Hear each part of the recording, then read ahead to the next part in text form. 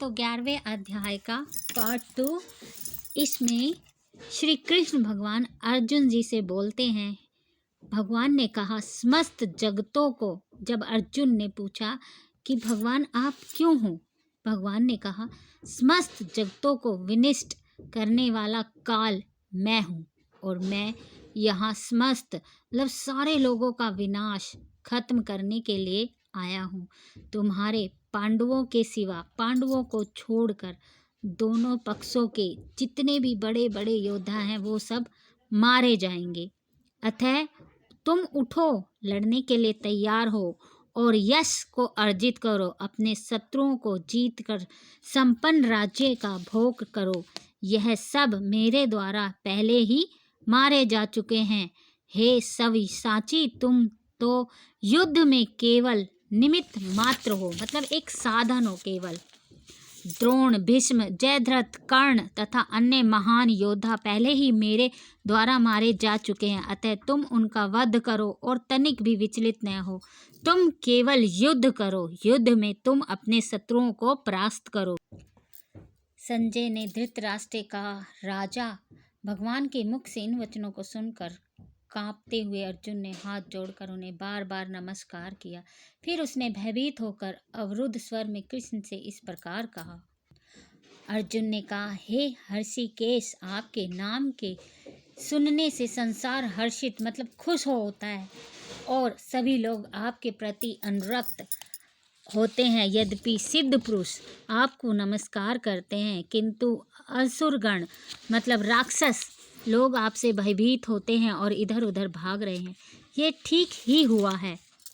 हे महात्मा, आप ब्रह्मा से भी बढ़कर हैं, आप आदि स्रष्टा हैं, तो फिर वे आपको सादर नमस्कार क्यों न करें।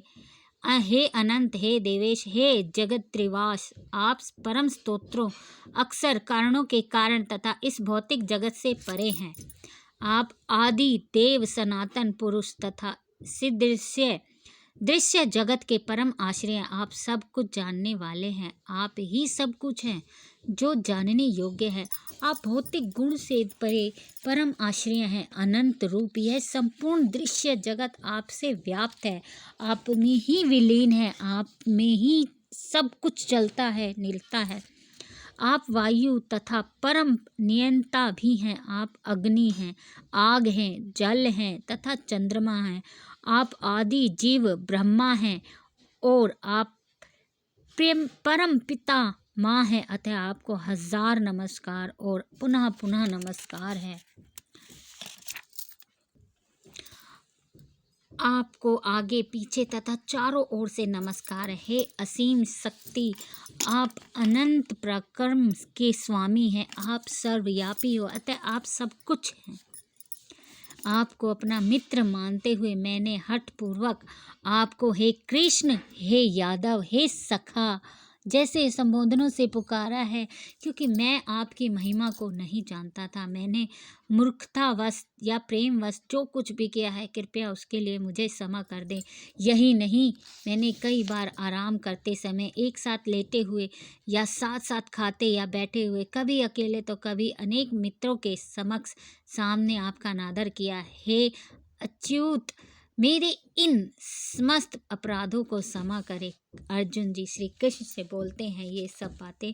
आप इस चर तथा अचर संपूर्ण दृश्य जगत के जनक हैं। आप परम पूज्य महान आध्यात्मिक गुरु हैं। न तो कोई आपके तुल्य है, ना ही आपके जैसा है, ना ही आपके जैसा कोई हो सकता है।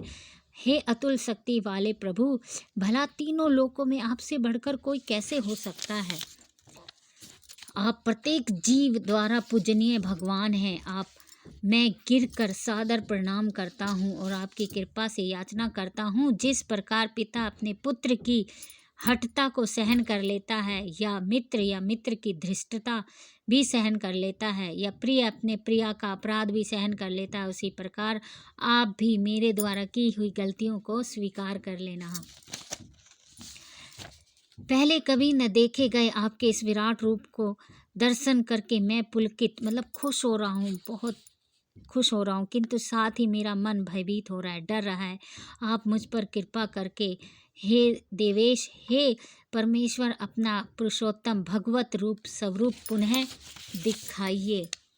हे विराट स्वरूप हैं, सहस्त्रभुजा भगवान हैं, मैं आपके मुकुटधारी चतुर्भुज रूप का दर्शन करना चाहता हूँ, जिसमें आप अपने चारों हाथों में शंख चक्र गदा तथा पद धारण किए हुए मैं उसी रूप को देखना इच्छा करता हूँ। अर्जुन श्री हरि कृष्ण भगवान के विराट रूप को विष्णु रूप में देखना चाहते थे और वो अपने श्री हरि कृष्ण विराट रूप के उस दर्शन को वो विष्णु भगवान के दर्शनों के अनुरूप ही दर्शन करना चाह रहे थे। भगवान ने कहा, हे अर्जुन, मैंने प्रसन्न होकर अपनी अतरंगा शक्ति के बल पर तुम्हें इस संसार में अपने परम विश्व रूप का दर्शन कराया है। इसके पूर्व अन्य किसी ने इस असीम तेज में आदि रूप को कभी नहीं देखा था।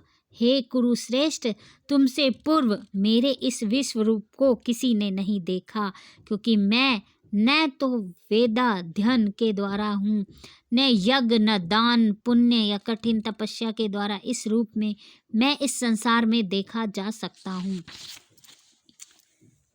तुम मेरे इस भयानक रूप को देखकर अत्यंत विचलित हो, मोहित हो गए हो। अब इसे समाप्त करता हूँ। हे मेरे भक्त, तुम समस्त चिंताओं को त्याग दो, मुक्त हो जाओ। तुम शांत चित्त से अब अपना इच्छित रूप, क्योंकि अर्जुन का इच्छित रूप श्री हरि विष्णु समस्त अवतारों के एक अवतार प्रेम रूप इच्छित रूप को देखना चाह रहे थे। संजय ने धृतराष्ट्र से कहा, अर्जुन से इस प्रकार कहने के बाद भगवान कृष्ण ने अपना असली चतुर्भुज रूप प्रकट किया। अंत में 2 भुजाओं वाला अपना रूप प्रदर्शित करके भयभीत अर्जुन को धैर्य बांधा। जब अर्जुन ने कृष्ण को उनके आदि रूप में देखा तो कहा, हे जनार्दन, आपके इस अतीव सुंदर मानवीय रूप को देखकर मैं अब स्थिर चित्त हूँ और मैंने अपनी प्रकृति अवस्था प्राप्त कर ली है। श्री भगवान ने कहा, हे अर्जुन, तुम मेरे जिस रूप को इस समय को देख रहे हो उसे देख पाना अत्यंत दुष्कर है, बहुत मुश्किल है।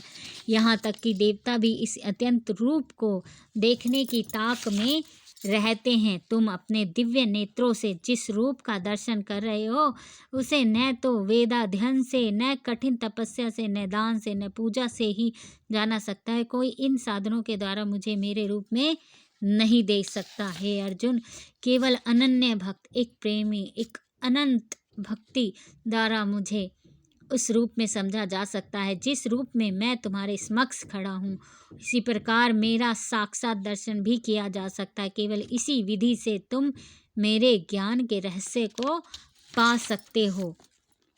केवल प्रेम से, श्रद्धा से और प्रेम के संपूर्ण भाव को श्री हरि कृष्ण के चरणों में समर्पित करके ही श्री हरि कृष्ण भगवान के विष्णु अवतार के दर्शन किए जा सकते हैं।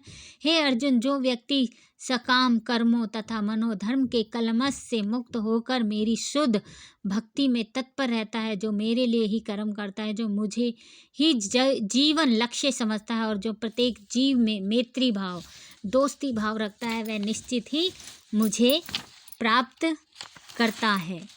यहाँ पर श्री हरि कृष्ण भगवान के विराट रूप को जिस प्रकार से हिंदी में मैंने अनुवाद किया और आपको बताया, खुद ने भी सुना, तो राधे राधे, जय श्री राधे कृष्ण।